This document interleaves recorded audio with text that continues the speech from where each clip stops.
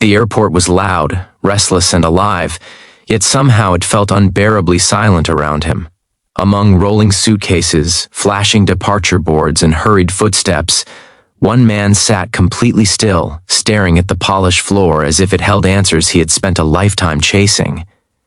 When a small shadow stopped in front of him and a tiny voice asked if he was lost too, the question cut deeper than any boardroom betrayal ever had. It was not the question itself that stunned him, it was the truth behind it.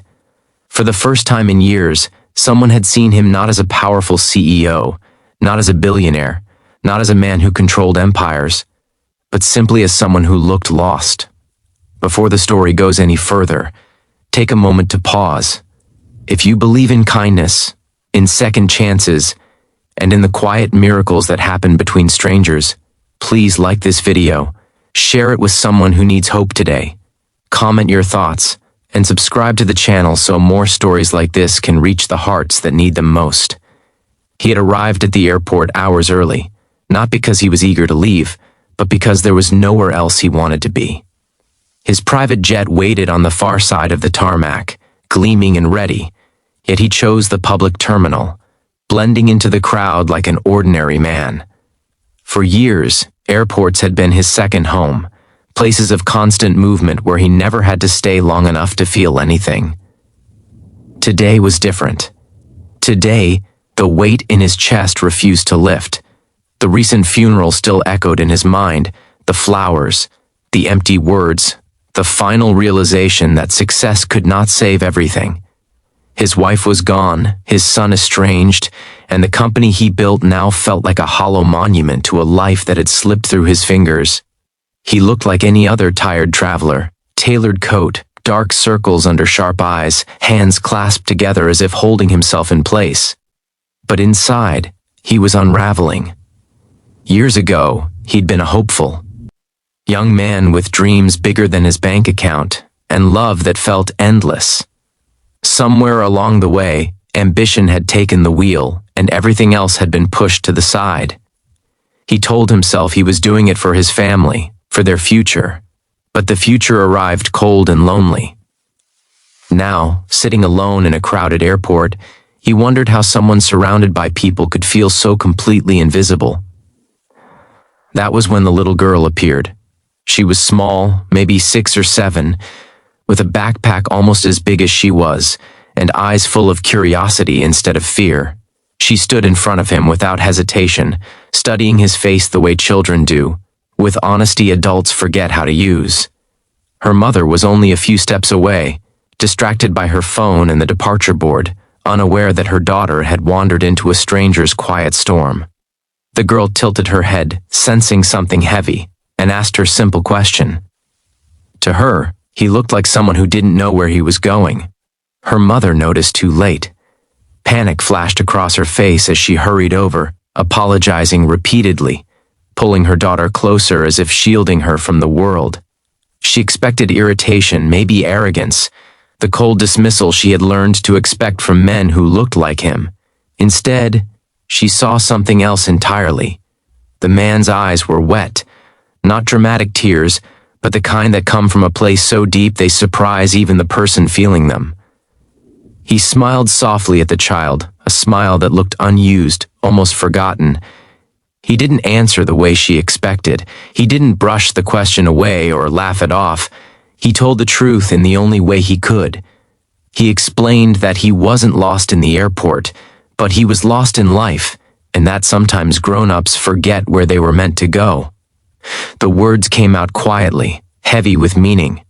The mother froze, stunned by the vulnerability she hadn't prepared for.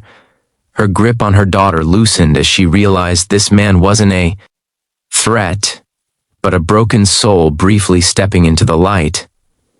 The girl listened carefully, nodding as if she understood more than her years suggested.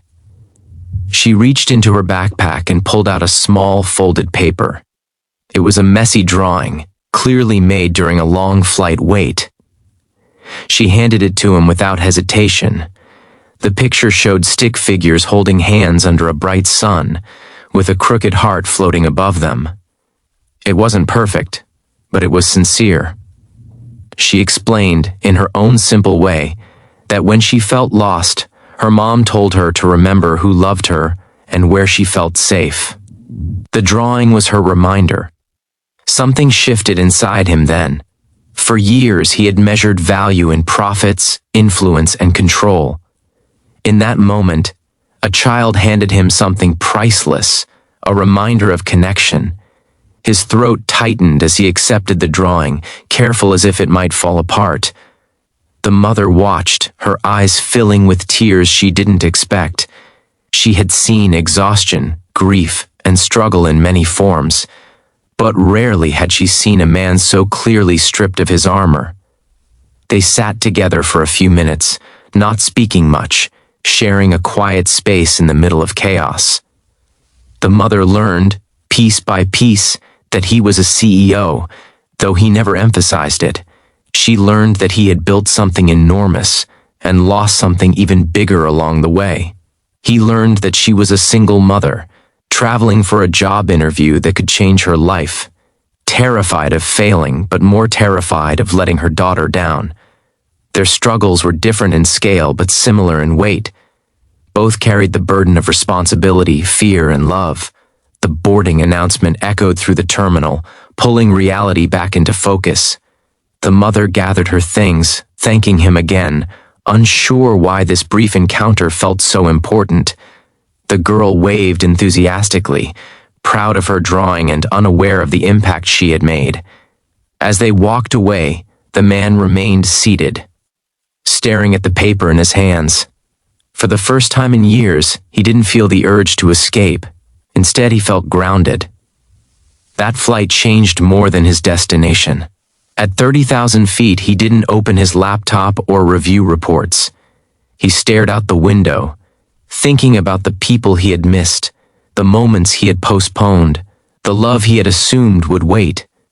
He realized he had been living like an airport terminal his whole life, always passing through, never arriving. The little girl's question echoed in his mind, not as an accusation, but as an invitation to choose differently. Weeks later, back in his glass tower office, the drawing sat framed on his desk. Executives noticed it immediately, confused by its presence among awards and contracts. He didn't explain. Instead, he began making changes. He stepped back from decisions driven purely by profit. He restructured schedules, prioritized people over numbers, and reached out to his estranged son with a letter that didn't ask for forgiveness, but offered honesty. It wasn't easy. Growth never is. But for the first time, the company felt like something he could be proud of again. Across the country, the mother received an email she almost deleted, assuming it was spam. It was an offer of support, not charity, but opportunity. A new position, flexible hours, and resources she never imagined access to. There was no grand explanation, just a note wishing her strength and reminding her that she was doing better than she thought. She knew immediately where it came from. Tears streamed down her face as her daughter hugged her legs, asking why she was crying.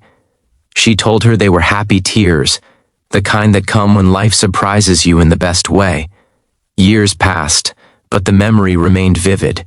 Sometimes, when the weight of leadership pressed down on him again, he would look at the drawing and remember the small voice that had cut through his loneliness.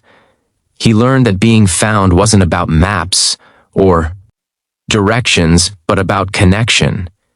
It was about allowing yourself to be seen, even when it's uncomfortable. Especially then. Near the end of his life, when interviews asked him about his greatest achievement, he never mentioned the company, the wealth, or the influence. He spoke instead about an airport, a child, and a question that saved him from himself.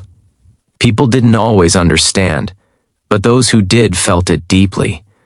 If this story touched your heart, if it reminded you that even the smallest act of kindness can change a life, please take a moment now to like this video, share it with someone who might be feeling lost, and subscribe to the channel so more stories like this can continue to spread hope.